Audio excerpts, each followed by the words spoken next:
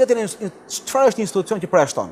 Është një gjykatë që bën padrejtësi, është një kryeminist që bën padrejtësi, është një imam që nuk ushtron përgjegjësinë e tij, është një mësues që nuk ushtron përgjegjësinë e tij. Këto janë institucionet. Ja të marrim Kosovën, me që unë e njoh në mënyrë modeste, po do ta them këtë gjë. Në Kosovë ka një islamofobi në gjendje dramatike. Është qesharake për të gjithë autorët që e njohin çfarë është islamofobia, çfarë është islami, çfarë është shoqëria, çfarë është demokracia, që të kuptohet pse ndodh kjo gjë në Kosovë. Në Kosovë ka gazetarë, në Kosovë ka gjasë profesorë universitetesh, të cilët fyejnë islamin, fyejnë njerëzit, i quajnë qelbësira, e quajnë islamin papranueshëm me demokracinë, e quajnë islamin ardhe nga shpellat, e quajnë islamin një gjë të re. Këta janë ekstremistë përfaqësues, dhe këta bëjnë si perëndimor. Në fakt perëndimi është përfshirës, prandaj është zhvillu.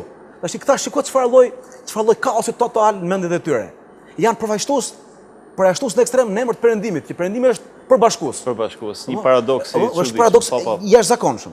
Por mund të ketë edhe brenda nesh muslimanë për jashtëne. Domethënë, ose qasje përjashtuese. Në momentin që do ndërtojmë institucione që përjashtojnë, ne do jemi edhe më keq, edhe do themi gjithmonë duhet të nga Shqipëria dhe nga Kosova. Në momentin që do ndërtojmë institucione përfshirëse, do bëjmë demokraci, do bëjmë drejtësi, do jemi drejt, do jemi edhe muslimanë të mirë, ata që janë krishterë do jenë krishterë të mirë, ata që janë ateistë do jenë ateistë të mirë. Nuk do jenë ateistë përjashtues, nuk do jenë krishterë përjashtues. Kjo është e gjitha. Derona Simoglu ka marrë shembuj vende, ka studiuar me radhë, pse për shkak ka dështuar Argjentina, një vend me mrekulli natyrore, me pasuri të pafundme. Pse ka dështuar Brazili, një perlë natyrore. Pse dështojnë vendet e Afrikës? Edhe pse nuk dështon Kanadaja, për shembull. Janë këto arsyet. Kanadaja ka ndërtuar institucione përbashkuese edhe paqëtuese. Pse nuk dështon Norvegjia?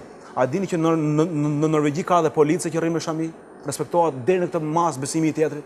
A dini që në Kanada ke profesor, ke studentë muslimane që e shprehin besimin e tyre në mënyrën më të lirë të mundshme, po ke edhe studentë të besimit hindu, po edhe të besimit shintoist, po edhe të besimit e tjera që në lirinë e tyre të plot e praktikojnë në aura publike, sepse laicizmi dhe sekulariteti nuk janë përjashtuese, përkundërsi janë pasi hapësira përbashkuese të gjithë. E qartë, mirë, le të bëjmë një pauzë të shkurtër dhe pastaj do kemi edhe një bisedë me ty, duke u nisur nga o xhinderuar, duke u nisur nga këto që tha Fitimi. Publicitet.